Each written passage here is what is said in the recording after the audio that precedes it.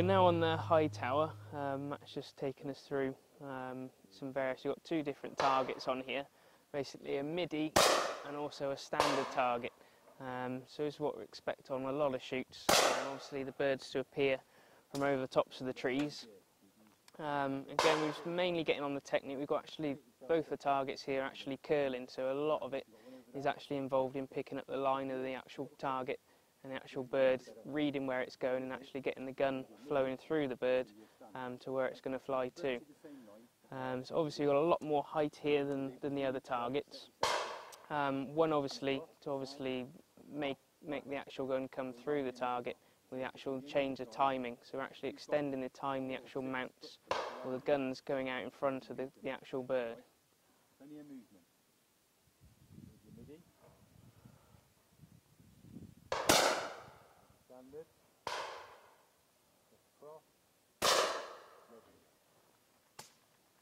As I said, on the higher targets on here, especially on the high tower, a lot of the technique is pushed to the extreme. Any slight error in the mount, the actual technique, the movement with the gun, it showed up enormously on a much longer target than, say, a lot lower target would.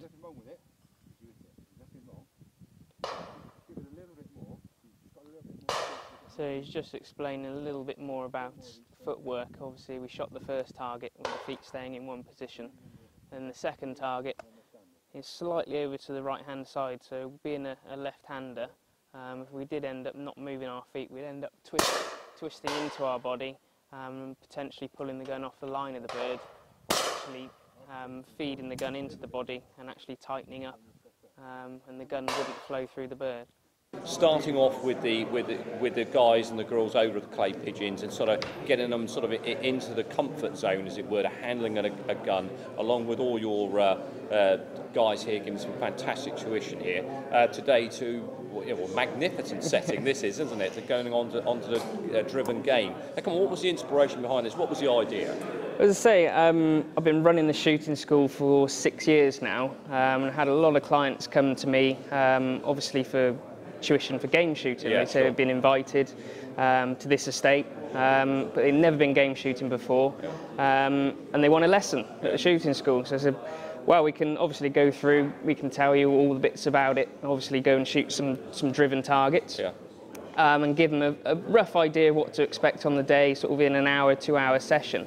Then they said, is there anything else we can do? You know, do you offer anything that's more sort of hands-on? Is there any sort of novice days that we could go on, actually experience the real thing sort of with instruction? And that sort of got me thinking, there isn't actually anything out there. If someone wants to start game shooting, the only way at the moment they can go and do it is ring up the chute, say, I'm a novice gun. And what do I, point me in the right direction. Exactly, sort of thing, they supply them with an instructor for the day, but they're turning up completely blind.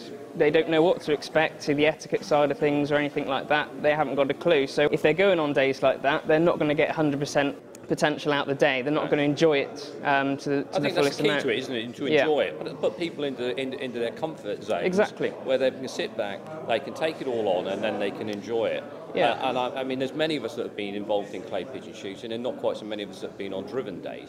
And I certainly know there's a few excited people here today. So I think it's going to be interesting to see them all on the clay pigeons, and then sort of taking them from the clay pigeons out into the field and seeing them work over some driven. I take great pleasure in watching someone come through the 2 days. To be honest, they'll come to on the first day. As you probably noticed, there's a few nerves flying around. They're quite tense. They're not sure what to expect. They say by the end of the first day they've gone onto the driven flush. You can tell they're all relaxed, they're loading the gun, and they're shooting lots of clays on the flush, and everyone's sort of big smiles on their face, and they're really keen to get going.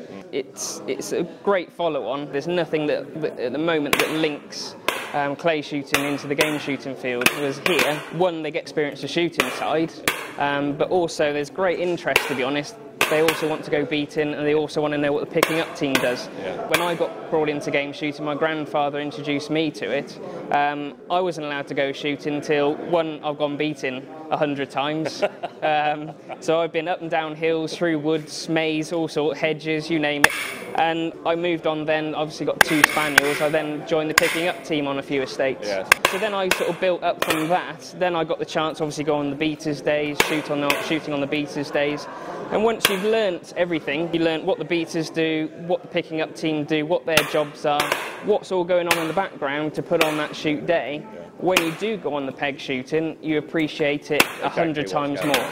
You know exactly what's going on. You appreciate how those pheasants are being put over the pegs, and you enjoy it. You're more comfortable in your environment. You know exactly what's going on, and as I say, if you enjoy it and you're comfortable in your environment, you're going to shoot even better as well.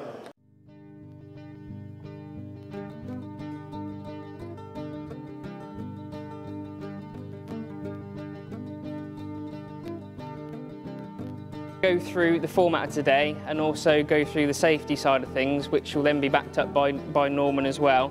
Basically the chance to shoot 2 drives, go beating for 2 drives, and obviously going with a picking up team for 2 drives, so you get a complete overview of exactly what happens on a game day.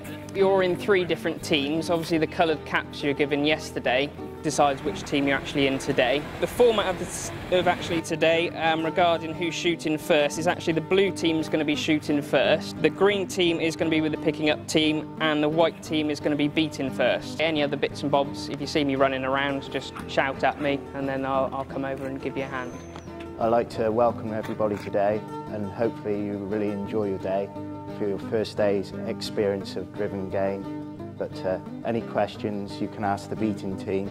They're in the line, they're experienced, they'll help you through the day, and I hope you really enjoy your day. Thank you. We start to release the birds around about July. We put the birds into the release pens from July onwards, and they take approximately 6 to 8 weeks before they get out of the pen and start going to roost, and then they leave the pen area and divert into all the game cover strips that we're talking about in terms of the chicory and mustard crops. From there onwards, we carry on feeding with bins and trail feed up off the back of the quad with corn and about 10% mix of maize, split maize, with spices to try and hold the birds into those areas for shooting.